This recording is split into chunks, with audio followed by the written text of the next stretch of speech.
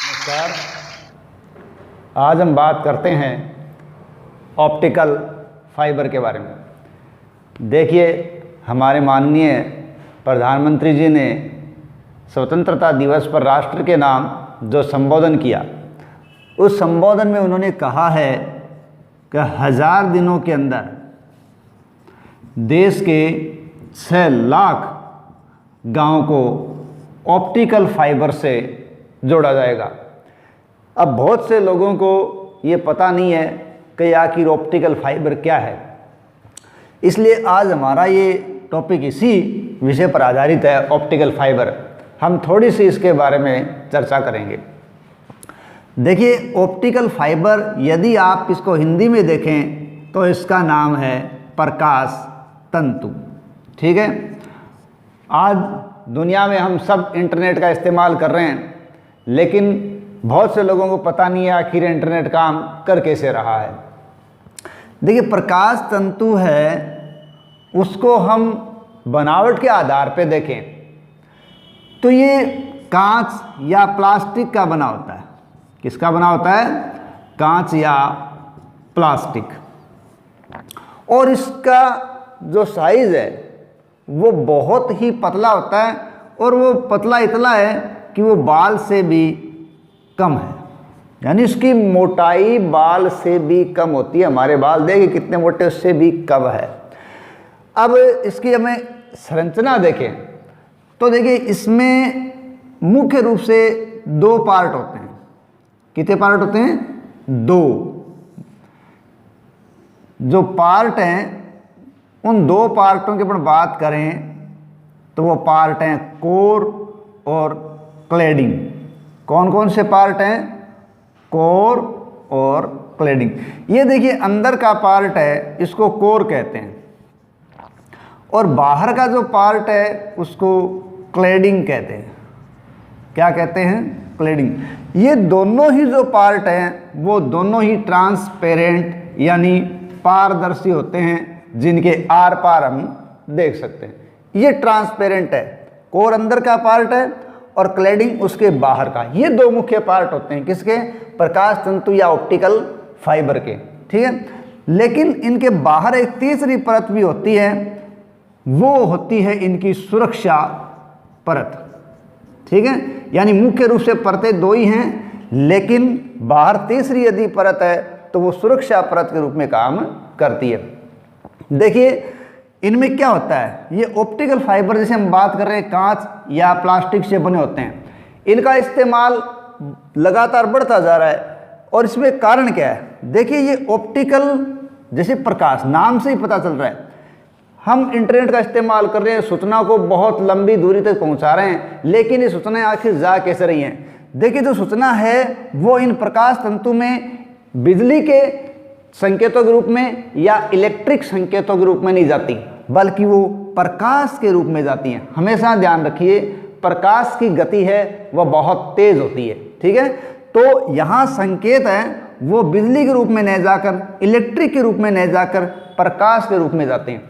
इसके लिए क्या होता है, ये जो कोर है, ठीक है, ये ऑप्टिकल फाइबर में अंदर है। जब इसमें सूचना भेजी जाती है तो ये अंदर तो इसमें किस में जाएगी? प्रकाश के रूप में, लेकिन वो तो ऑडियो भी हो सकता है, वीडियो भी हो सकता है, रिटर्न भी हो सकता है। इसके लिए क्या होते हैं कि इसके लिए पहले लगे होते हैं ट्रांसमीटर। क्या लगे होते हैं? ट्रांसमीटर होता है। ट्रांसमीटर क्या करेगा? जो इलेक्ट्रिक संकेत है उस संकेत को क्या करेगा?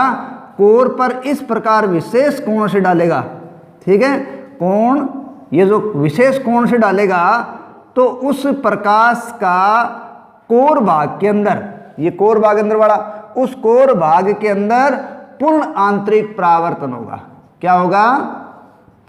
पूर्ण आंतरिक परावर्तन होगा, जिसकी वजह से क्या होगा? ये जो संकेत है वो प्रकाश के रूप में चलते रहेंगे और कोर क्षेत्र से बाहर नहीं आएंगे। इसलिए उनकी जो स्पीड है, उनकी स्पष्टता है, उसमें किसी प्रकार की कमी नहीं आती, वो कोर के अंदर ही चलते रहते हैं। नेक्स्ट, अगले इस हिस्से पर फिर ट्रांसमीटर होता है। वो क्या करेगा? इन ऑडियो संकेत को, वीडियो संकेत को, रिटर्न मैसेज को वापस क्या करेगा? इलेक्ट्रिक संकेत में बदल देगा और इसे हम प्राप्त कर लेंगे। ये इस प्रकार काम करता है। ये दो तरह से है, एक तो होता है सिंगल, ठीक है, कौन सा है, सिंगल मोड, और दूसरा होता है मल्टी मोड। अब जो सिंगल मोड ऑप्टिकल फाइबर है उसमें क्या होता है कि तार, एक तार के अंदर जो प्रकाश की किरण है वो एक ही रास्ते पर एक ही चलती है, इसलिए वो बहुत लंबी दूरी तय करेगी और डाटा उसमें क्षय नहीं होता, उसमें हानि नहीं होती, बहुत तेज गति होती है, बहुत लंबी दूरी तय होती है। लेकिन मल्टी मोड ऑप्टिकल फाइबर है, उसके अंदर रास्ते बहुत ज़्यादा होते हैं, प्रकाश किरणें बहुत ज़्यादा होती हैं, इसलिए वो लंबी दूरी तय नहीं कर पाती और ज़्यादा डाटा को नहीं ले जा पाती। उसमें यह भी ध्यान रखना पड़ता है कि किरणें जा रही हैं तो वो एक दूसरे के ऊपर न चढ़ जाए। तो इस प्रकार क्या है, मैं छोटा सा आपको दिखाऊंगा कि किस प्रकार ये ऑप्टिकल फाइबर है। ये देखिए, ये मेरे हाथ में ऑप्टिकल फाइबर्स है, ये बाहर कोटेड है परत से, और ये देखिए पतले पतले, ये आप देख रहे हो, ये ऑप्टिकल फाइबर्स है, बहुत ही पतले हैं, और ये भी एक इसके अंदर भी लेयर है। मैं छोटा सा टुकड़ा आपको और दिखाऊंगा जो उसके अंदर की परत को आपको दिखाएगा। ये ऑप्टिकल फाइबर है। ये देखिए, इसके अंदर आप देखिए बिल्कुल एक पतला सा कांच का तार आपको ऊपर दिखाई दे रहा है। ये जो अंदर दिखाई दे रहा है वो इसका कोर, अंदर का हिस्सा है, जो हम आसानी से देख पा रहे हैं कि वो है, वो बाल से भी पतला है, ठीक है।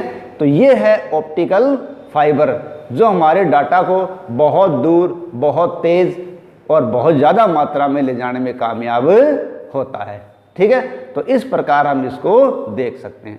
तो ये डबल लेयर हो गया, इसको और कवर करने के लिए तीसरी लेयर की आवश्यकता होती है, ठीक है। तो अब हम देखते हैं कि ये डाटा या ये ऑप्टिकल फाइबर ले जाने से, या ये जब देश के 6 लाख गांव से जोड़ देंगे तो क्या फ़ायदा होगा। देखिए, आज बहुत से गांव ऐसे हैं जहां डाटा काम नहीं करते, इंटरनेट स्पीड काम नहीं करती, या बहुत से गांव हैं जहां बिल्कुल भी इस प्रकार की सुविधा नहीं है, जबकि गांव में काम तो होते हैं।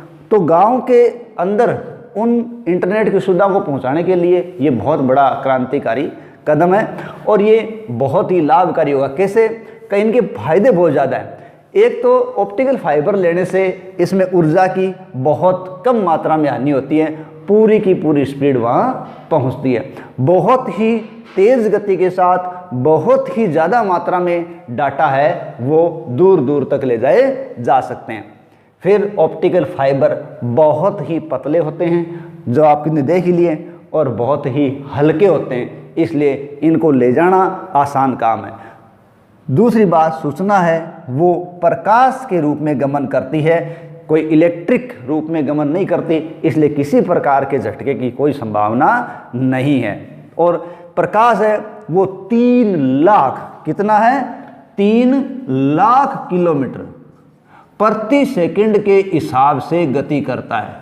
तो इस हिसाब से गति करता तो बहुत दूर तक बहुत तेजी के साथ वो उसको आगे ले जा सकता है, किसको, संकेत को।